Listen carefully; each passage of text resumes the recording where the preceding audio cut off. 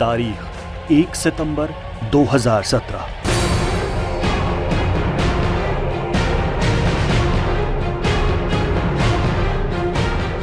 वो मलबा जो है यहाँ से आप देखते हैं कितनी ऊंचाई पे है और वहाँ से वो मलबा नीचे गिरा और नीचे गिरने की वजह से ये जो आप नहर देख रहे हैं यहाँ की पानी में इतनी फोर्स आई कि वो पानी की रफ्तार जो है इस सड़क पे पड़ा और यहाँ सड़क पे जो चल रहे थे गाड़ी वो बकायदा यहाँ से पलटते हुए वो दूसरे नहर साइड में गिरा।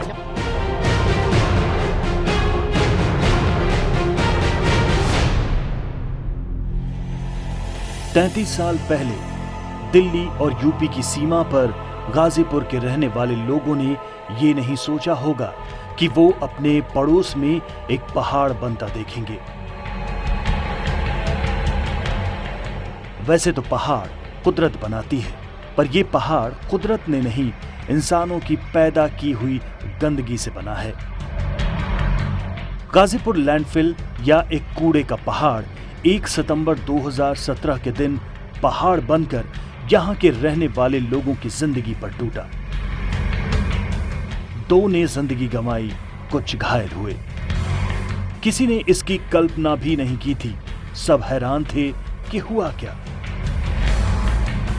नमस्कार, मैं हूं रवि मिश्रा और रोड शो में आज हम आपको ले चलेंगे उसी पहाड़ की सैर पर जिसे हम कहते हैं डर्टी माउंटेन।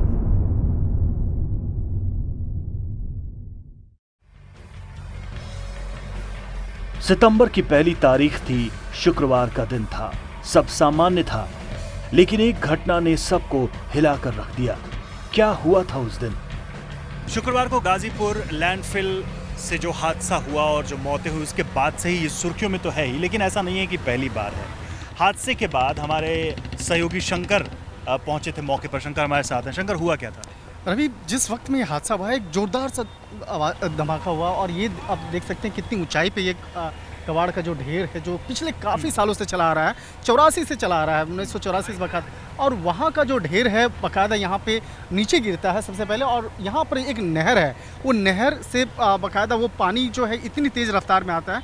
जिस वक्त में अभी हम लोग खड़ा हैं जिस जगह पे, इस सड़क से होते हुए कम से कम 100 मीटर 200 मीटर तो आप जो ये कह रहे हैं कि ये जो कूड़ा जितना दिखाई दे रहा है ये सब ऊपर पहाड़ से टूट के गिरा उस वक्त? निश्चित तौर पे ये सारा का सारा जो आप देख सकते हैं ये नहर है और इस नहर जो है वो अब जाम हो चुका है और ये कबाड़ का जो नीचे आने के वजह से हुई। और उसके बाद जिस सड़क पे हम लोग हैं इस जगह पे बाकायदा जो कार यहाँ से जा रहे थे वो कार जो है यहाँ से पलटते हुए दूसरे साइड नहर में उस साइड में गिरता है। और इतना तेज बहाव, इतना तेज फोर्स था, तो इसका अंदाजा आप लगा सकते हैं कि धमाका कितना जोरदार होगा। कितनी जोरदार वो धमाके के बाद कार इस सड़क से पलटते हुए दूसरे साइड नहर में गिरती है और यहाँ से स्कूटर से भी क्रॉस करती हुई एक लड़की जाती है, वो भी इसी हादसे का शिकार होती है, मौके पे उसकी मौत हो जाती है।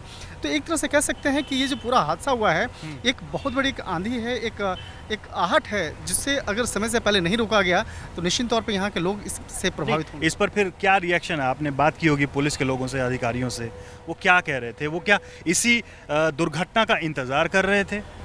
देखिए, पुलिस तो कुछ अभी फिलहाल कह नहीं रही है। पुलिस को कहना है कि भाई ये पिछले काफ़ी सालों से चला आ रहा है और ये सिर्फ एक राजनीति का कबाड़ है जो पिछले कई सालों से राजनीति होती।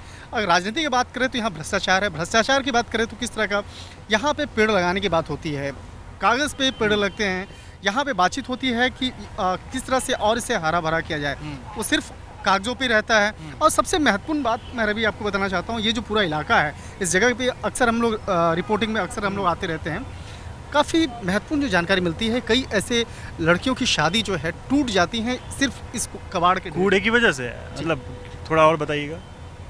रीज़न क्या है कि जब लड़कियों को देखने के लिए उसके परिवार वाले आते हैं और कहते हैं शादी का लगभग वो सब कुछ तय हो जाता है, जब आता है देखते हैं कि इस जगह पे यहाँ पे इतना बड़ा कूड़े का ढेर है और इस जगह पे इतनी बदबू है, तो यहाँ पे कोई भी अपनी बेटी को या अपना जो लड़का है शमन बिल्कुल उस वजह से टूटता है। तो कहीं ना कहीं ये कूड़े का ढेर जो है एक नए रिश्ते बनने के पहले ही उसको तोड़ने का भी एक वजह बनती है। पर्यावरण को लेकर समस्या तो है ही, सुरक्षा को लेकर समस्या ही, मतलब सामाजिक संबंधों को लेकर भी एक दिक्कत यहाँ आ रही है। घटना के बाद मैंने वहां राहत और बचाव के काम में लगे लोगों से भी बात की। सिविल डिफेंस के बहुत सारे लोग हमारे साथ हैं। कल ऐसा हुआ था, अचानक एक ब्लास्ट हुआ, ब्लास्ट में मलबा बहुत सारा उधड़ गया और ट्रैफिक चल रही थी और ट्रैफिक से के थ्रू सारी गाड़ियाँ नहर में चली गई। और मौके पे ही एक हमारा वॉलंटियर था आज़ाद नाम का, उन्होंने हमें सूचित किया और हम मौके पे मौजूद हुए और फिर बचाव का कार्य शुरू कर दिया हम लोगों ने। प्रशासन की बहुत बड़ी गलती है, एमसीडी की इतनी बड़ी गलती है कि उसको दबाया जा रहा है बार बार, क्योंकि ये बहुत पहले इसकी डेडलाइन ख़त्म हो चुकी थी, फिर भी ये बार बार ऊपर उठता जा रहा। अगर कोई शिकायत भी करता है तो साइड से क्या होता है, मार्केट हटा दी जाती है। मार्केट हटाने से क्या फ़ायदा जब ये प्रशासन हमारा ये कूड़ादान ही नहीं हटा सकता। मार्केट हटा रहे हैं, लोग बाग हटा रहे हैं, कोई दिक्कत नहीं है। बट आप सब लोग यहीं के रहने वाले हैं? हम यहीं के निवासी हैं। यहीं के रहने वाले। क्या दिक्कतें होती हैं इसकी वजह से, मतलब चूंकि आप बचपन से देख रहे होंगे? सर एक तो सर पहला नंबर जो आसपास के जो लोग रहते हैं उनको बहुत बदबूओं का सामना करना पड़ता है, ठीक है। दूसरा नंबर दिक्कतें बहुत होती हैं सांस लेने में। काफ़ी टाइम से इसे देख रहे हैं, हमको करीबन 25 साल हो गए इसको देखते हुए। प्रशासन ने इसके लिए खिलाफ में कभी कुछ नहीं किया, एमसीडी वाले भी कुछ नहीं करते सर। इस पे कंटिन्यू करीब हजारों टन कूड़ा है इस पे और कभी कुछ नहीं हुआ सर इसका। ये तो प्रशासन की गलती है। लोग बाग यहाँ बीमार होते हैं, काफ़ी दिनों से होते आए हैं यहाँ। हम लोग इसका बदबू झेलते हैं काफ़ी। जब यहाँ से हम क्रॉस करते हैं तो इतना बुरा बदबू आता है। अब यहाँ लोग बाग रह कैसे रहे हैं ये तो हम लोगों से पूछिए। बिल्कुल यहाँ खड़े होना भी, मैं आपको बताऊं कि यहाँ पे इस वक्त जब हम खड़े हैं तो इतनी बदबू आ रही है, मैं सोच नहीं सकता हूँ कि लोग यहाँ सालों से कैसे रह रहे होंगे। शुक्रवार से लेकर अब तक क्या हुआ? सर कल हमें करीब 2:50 पे कॉल मिली थी डिजास्टर कंट्रोल से कि ये मलबे के साथ में कुछ गाड़ियाँ नहर के अंदर गिर गई हैं। हम लोग आए मौके पर 20 गोताखोर लेकर के, एक बोट लेकर के, जो कि हमने रेस्क्यू स्टार्ट किया। रेस्क्यू स्टार्ट करने के दौरान हमें एक कार मिली है और एक स्कूटी मिली थी, 2 बाइक मिली थी और 2 डेड बॉडी फाउंड हुई थी करीब 3 घंटे के अंदर। लोकल थे मरने वाले, घायल होने वाले? जी लोकल ही थे, जो रोड से जा रहे थे वो मलबे के साथ ही कोंडली नहर में गिर गए, जिनको हमने निकाल करके पुलिस को हैंड ओवर कर दिया। हमारे सारे गोताखोर 20 गोताखोर थे। रात भर इन्होंने रेस्क्यू किया है और कल आज सुबह 9 बजे फिर चालू कर दिया हमने। और अब इसके बाद में कोई डेड बॉडी या कोई गाड़ी फाउंड नहीं हुई है। उसके बाद में लाइव डिटेक्टिव मशीन भी डीएमई साहब ने भेजी हैं। 2 मशीनें हैं जो कि मलबे में अगर कोई फंसा हो तो उसके अंदर भी हम लोग इसको सर्च कर सकते हैं। तो ये देखिए आप ले जा, ये मशीन आपके सामने काम कर रही है। इसी तरह से ये मशीन काम करती है। मलबे के अंदर अगर कोई होगा तो इसको बता देगी ये मशीन। कैसे पता चलता? इसको ये लेजर पड़ती है। अगर ये देखिए मेरे हाथ पे लाइट करके दिखाइए आप इसको, ये देखिए ये लेजर लाइट पड़ रही है इस तरह से। तो ये मलबे में जहाँ भी होगा कोई भी अगर ह्यूमन बॉडी है तो उसको सर्च करके बता देगी और हम उसको तुरंत निकाल लेंगे। मशीन में कैसे इंडिकेशन मिलता है? मशीन में भी लाइट चलती है। तो जैसे ही ये किसी ह्यूमन बॉडी पे ये रेज पड़ती है उसके बाद मशीन में भी इंडिकेट करने लगता है? मशीन में भी इंडिकेट करता है। हम आगे बढ़े, सोचा कि इस डर्टी माउंटेन के ऊपर जाकर देखना चाहिए। सड़क के किनारे से गुजरते समय आप देखते होंगे कि इसे एक ग्रीन ग्रास के कारपेट से ढका गया है। ये बस एक छलावा है ताकि कानून को ठेंगा दिखाता करप्शन और कूड़े का ये पहाड़ आने जाने वालों की आंखों को खटके ना। चल सकते हैं तो चलिए इस यात्रा में।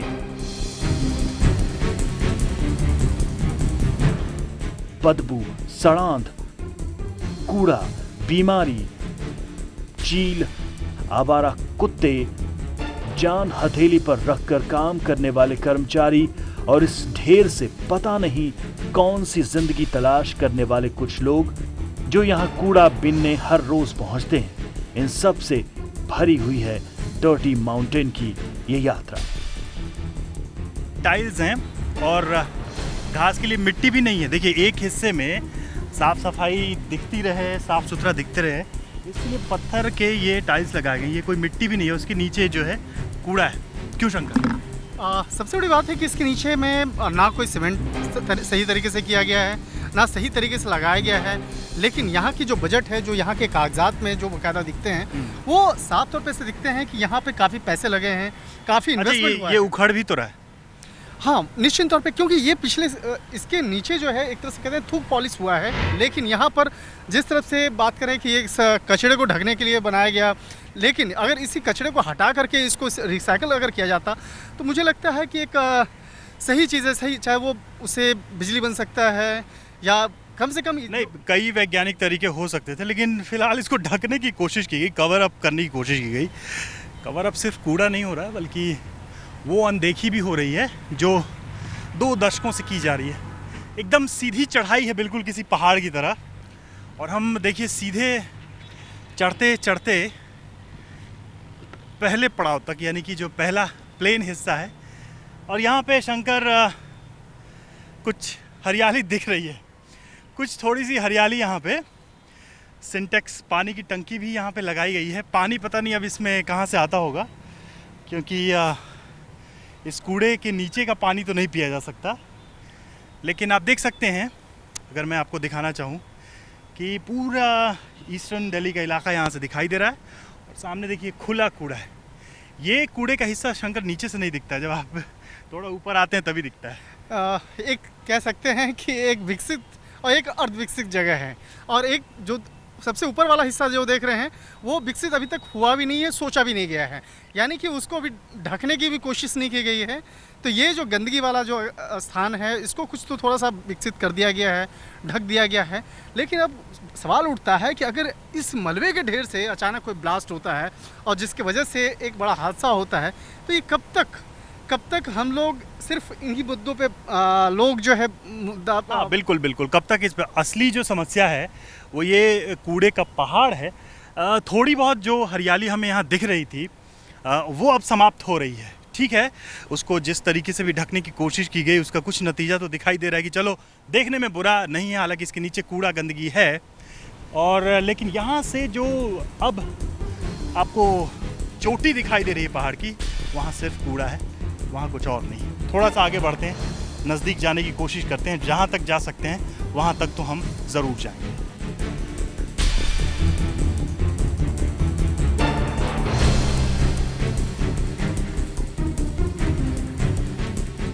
ये जो गैस आप देख रहे हैं, ये दरअसल कचरे के बहुत नीचे से गैस निकल रही है। क्या है ये गैस? ये कूड़े की गैस बन जाती है, तो ये गैस निकलनी शुरू हो जाती है, दरारें पड़ जाती है। कई जगह से निकलती होंगी ये तो? ये काफ़ी जगह हो जाता है, ये काफ़ी जगह से निकलती है। और बहुत बदबू करता है ये गैस। वही तो है ही, खैर हमें तो बदबू आती ही नहीं है। सन 84 का फिर सन 84 से? हाँ, 84 में भी करा है, 85 में वही रेगुलर 86 से है। हाँ। अच्छा, यहाँ जिस तरीके से मैं देख रहा हूँ ये दरार है, क्रैक है। हाँ जी, इस पहाड़ के बीच में। हाँ, तो ये तो बढ़ भी जाएगा, ये टूट भी सकता है? हाँ, टूट भी सकता है, ना भी टूट सकता है, दोनों ही बात है। अच्छा, और ये कूड़ा है, ये अभी आप लोग क्या बराबर कर रहे हैं, साफ कर रहे हैं, क्या कर रहे हैं? ये गाड़ी आ रही है, कूड़ा लिया जा रहा है। हाँ, बरोबर चल रहा है। तो ये मतलब इसके लिए आपको कोई देख रेख करने वाला होता है या ये सिर्फ आप लोग की जिम्मेदारी है? नहीं, तो यहाँ तो ऐसा है, अफसर वगैरह भी आते हैं, जेईबी एक्शन भी सब आते हैं, देखते हैं, देखाबाड़ी करते हैं। तो ये गाड़ियाँ कहाँ से आ रही हैं कूड़े की? सादरा साउथ और नॉर्थ, बस साउथ और नॉर्थ। हाँ जी। और कितनी गाड़ियाँ और ये कितनी क्रेन यहाँ पर आपने लगा रखा है काम में? ये 3 बिल्डोजर और 2 पोपलाइन। अच्छा। हाँ जी। और कब से कब तक काम होता है यहाँ? ये तो 24 घंटे चलता जी। 24 घंटे? 24 घंटे। तो 24 घंटे लोग लगे रहते हैं? हाँ, 3 शिफ्ट हैं, 6 से 2, 2 से 10 और जी 10 से 6।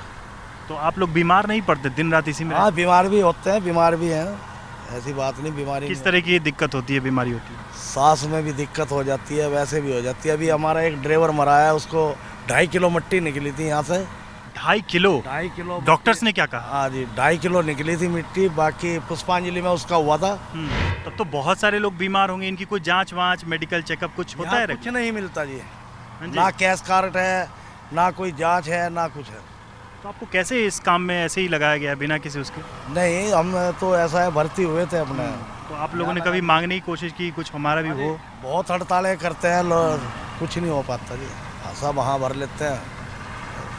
और यहाँ 84 से ही काम कर रहा हूँ? मैं सन 86 से कर रहा हूँ वैसे तो रेगुलर। 86 में ये कितना बड़ा था ये पहाड़? ये नीचा था। हाँ जी, बहुत नीचा था ये। हाँ जी। तो तब से लेकर ये बहुत बड़ा हो गया? हाँ जी, कहीं यार जगह नहीं मिलती कूड़ा लेने के लिए, तो गवर्नमेंट भी कहाँ जाए। सुना आपने, पूरी कहानी आपके सामने है। गैस जो निकल रही है वो दरअसल बहुत ही, यहाँ सांस लेना भी मुश्किल था खड़े होकर। और जैसे ये बता रहे हैं कि तब तो बहुत नीचे था सन 84 में, जब 86 में जब इन्होंने काम करना शुरू किया, लेकिन अब इसकी ऊंचाई बढ़ती जा रही है और इन लोगों को भी दिक्कतें होती हैं, बीमारियां होती हैं, क्योंकि कोई भी यहाँ अगर काम करेगा तो वो इन सब दिक्कतों से रूबरू होगा ही। आप यहाँ 2 मिनट, 1 मिनट, 50 सेकेंड, 30 सेकेंड भी खड़े नहीं हो सकते। यहाँ ये लोग 24 घंटे काम करते हैं। ये कूड़ा दिल्ली और उत्तर प्रदेश यानी NCR के आसपास की बस्तियों से लाया जा रहा है। शंकर जहाँ पर खड़े हैं इस वक्त, वहाँ एक लंबी चौड़ी दरार दिखाई दे रही है।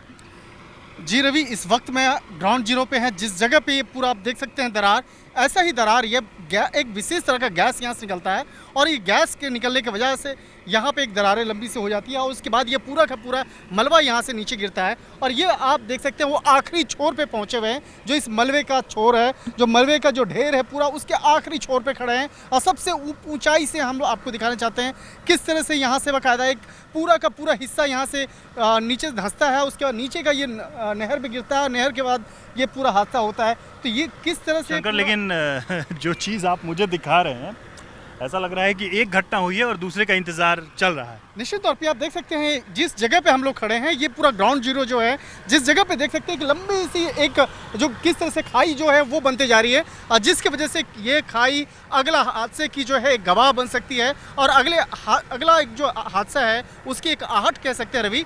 जिस तरह से बाकायदा यहाँ पे एक फिर से एक लंबा सा एक गहरा यहाँ पे एक खाई जो है वो बनता जा रहा है। तो निश्चित तौर पर कहा जा सकता है कि अब ज़रूरत है ऐसे वक्त पे एक एहतियात बरतने की और इस मामले पर एक गंभीरता से सोचने की, नहीं तो आने वाला वक्त। मुझे लगता है कि कोई भी गंभीर नहीं है, क्योंकि देखिए आरोप बयानबाजियां तो चल ही रही हैं इस पर, आज से नहीं चल रही हैं, काफ़ी लंबे वक्त से चल रही हैं। लेकिन एनजीटी है, पोल्यूशन कंट्रोल बोर्ड हर स्टेट का है और इसके लिए एमसीडी की तरफ से भी तमाम व्यवस्थाएं करने का दावा किया जाता है, फिर भी ये पहाड़ बढ़ता जा रहा है, ये दरार बढ़ती जा रही है और इंसानों की जान पर खतरा मंडराता जा रहा है।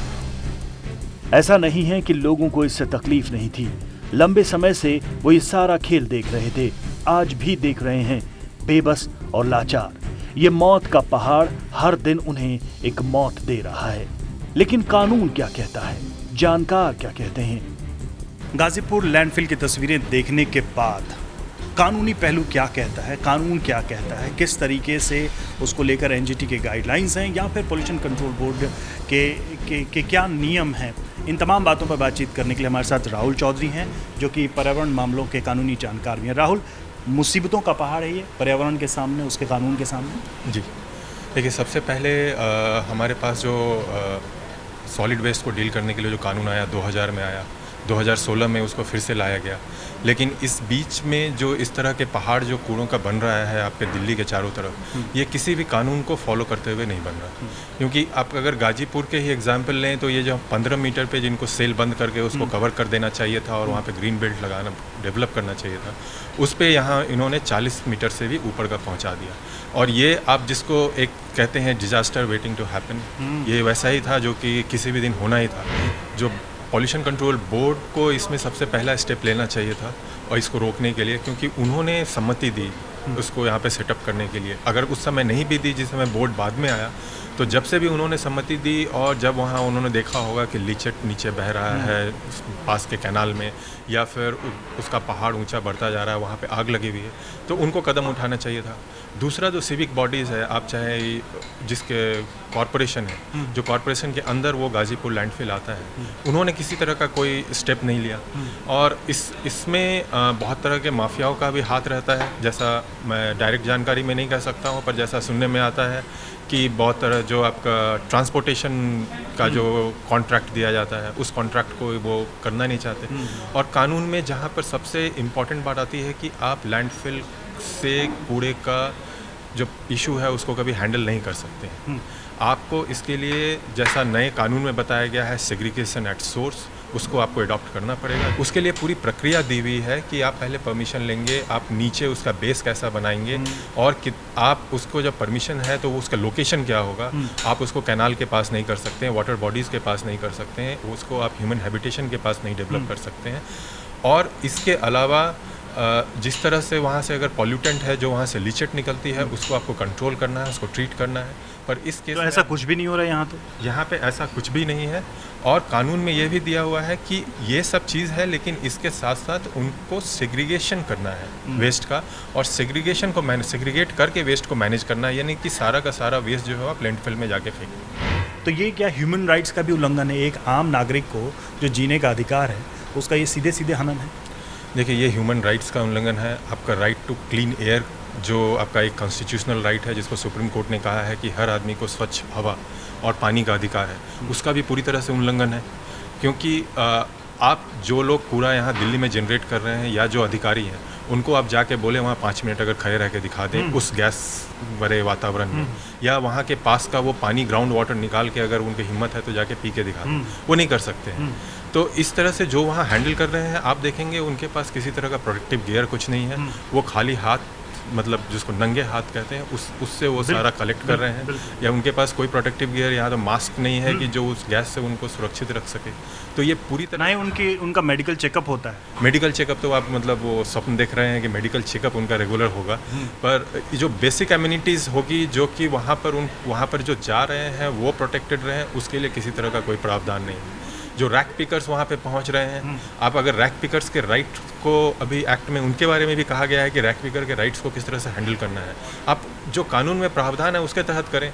आप उनको उस जगह पे क्यों आने के लिए परमिट कर रहे हैं जहाँ पर इस तरह के वातावरण है जो उनके स्वास्थ्य को हानिकारक है। एक्ट का वायलेशन है जो सॉलिड वेस्ट मैनेजमेंट रूल्स जो बनाया गया है एनवायरनमेंट प्रोटेक्शन एक्ट के अंदर, उसके अंदर पीनल प्रोविजन है, उसका किसी तरह की वायलेशन जो है वो 1 साल से कम की सज़ा नहीं है उसमें, तो उसमें सज़ा का प्रावधान है किसी तरह का वायलेशन हो।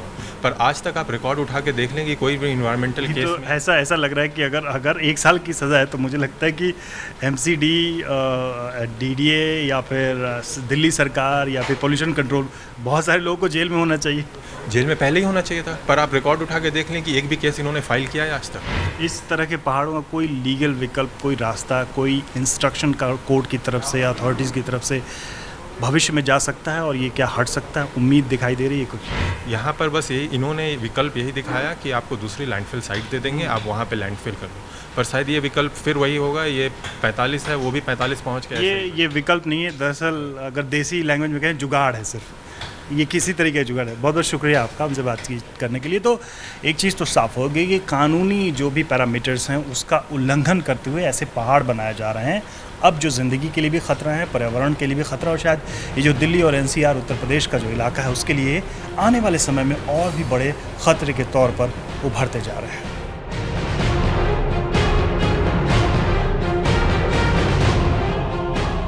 ज़मीन पर हड्डी के टुकड़े हैं चारों तरफ, जानवरों के हैं, चूँकि यहाँ पर लाकर डंप किया जाता है, गिराया जाता है।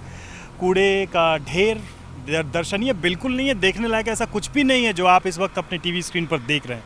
इसमें कुछ भी देखने लायक नहीं है। बजबजाती नालियाँ हैं, उससे गैस भी निकल रही है, इतनी दुर्गंध है कि खड़ा होना मुश्किल है। और जो नाली आप देख रहे हैं, यहीं से इस पहाड़ का रास्ता भी ख़त्म होता जा रहा है, क्योंकि आगे बढ़ने की कोई सूरत हमें दिखाई नहीं दे रही है। लेकिन उन लोगों पर मैं तरस खाऊं या दुख प्रकट करूं या हैरान हूं या आश्चर्य से भर जाऊं जो इस रास्ते से होकर ऊपर तक जाते हैं, काम करते हैं, उनकी नौकरी है, ड्यूटी है, कुछ लोग कूड़ा बीनने का काम करते हैं।